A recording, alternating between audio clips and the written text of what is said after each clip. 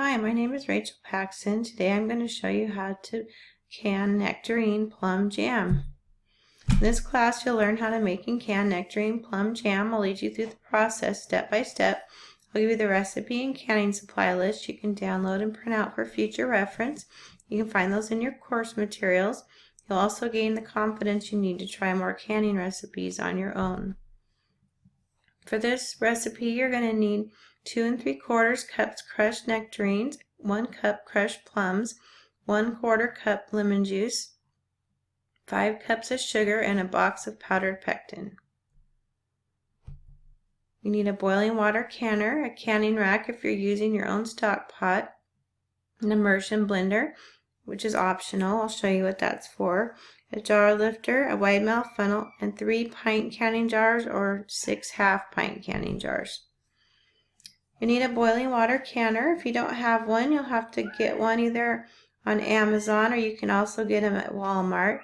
There's a link to this in the supply list in your course materials. They're about $32 on Amazon.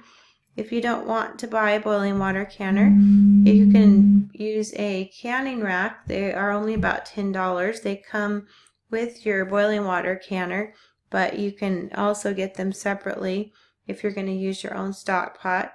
You just need to make sure that your stock pot is tall enough that you can have an inch of water above your jars, and the canning rack keeps your jars from sitting on the bottom of the pan so that they won't break. Jar lifters for taking your jars in and out of the pan. Your wide mouth funnel is to keep your food in your jars when you're putting it in the jars. First you want to fill your canner about 3/4 of the way full with water and heat the water to boiling.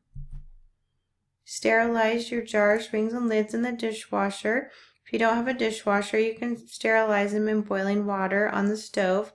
It's easier to do it in the dishwasher. You just want to make sure that your jars are hot when you put the jam in them. You can reuse your jars and rings, but you need to use new lids every time, so make sure you have enough lids on hand. Slice your nectarines and plums. Nice thing about nectarines is you don't need to peel them, just slice them. For this recipe, it's not real crucial how much plums and how much nectarines you put in there. The main thing is that you have a total of 3 3/4 cups of fruit. So if you want to put more nectarines and less plums, or less plums and more nectarines in, that's totally fine, as long as your total amount is 3 3/4 a cup. Get out your lemon juice and pectin. I like to use these large jars of pectin. It's cheaper to buy it this way. You can make several batches of jam with this bulk pectin. 6 tablespoons of this is the same as a box of pectin, so you can use this or buy the box. Place your crushed fruit in a large stock pot. The reason I like to use an immersion blender is to blend up the fruit so that there's no big chunks in the fruit. My family doesn't like to have big chunks of fruit in their jam.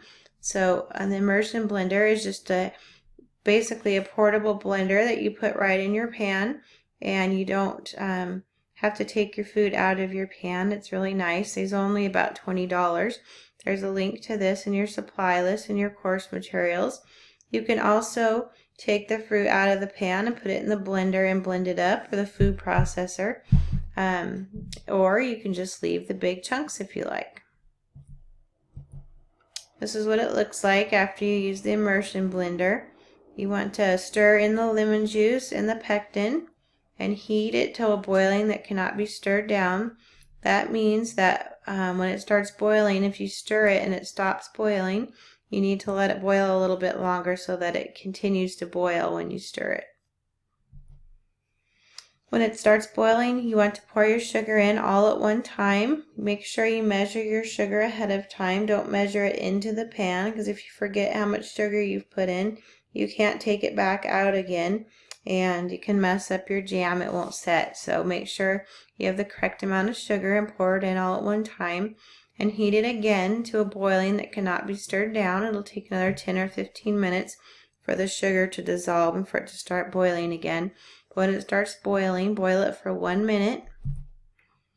Skim the foam off the top with a metal spoon. If you put a little pinch of butter in when your jam is boiling, that will help reduce the foaming, but that's optional. And the foam doesn't hurt anything. You can put the foam in your jars and the jam will be fine, but it just doesn't look very appetizing. So skim the foam off with a metal spoon. Ladle your jam into your sterilized jars, leaving a 1/4 inch headspace. The headspace is the amount of space between the top of the jam and the top of the jar.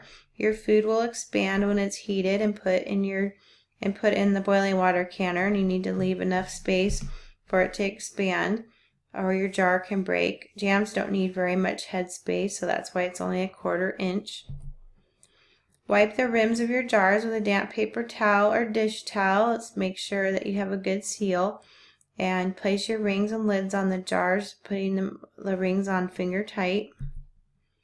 Process your jars in the boiling water canner for 10 minutes.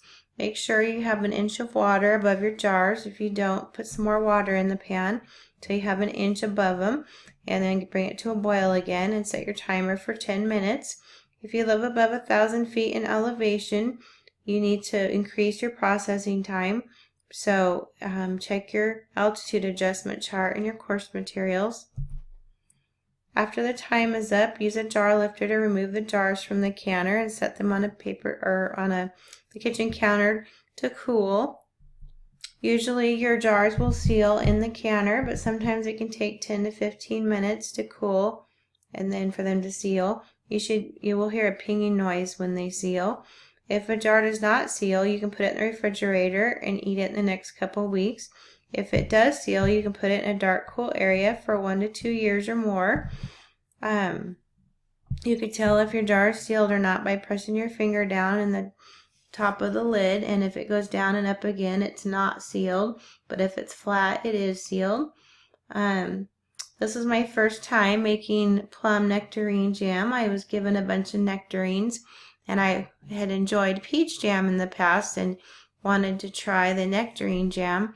It is a lot easier working with nectarines because you don't have to peel them like you do peaches, and the flavor combination with the nectarines and plums is really good. So I think you'll enjoy it, and will make a good Christmas present too for family members. So I made a bunch of it. So I think this one's a keeper. Give it a try and see what you think.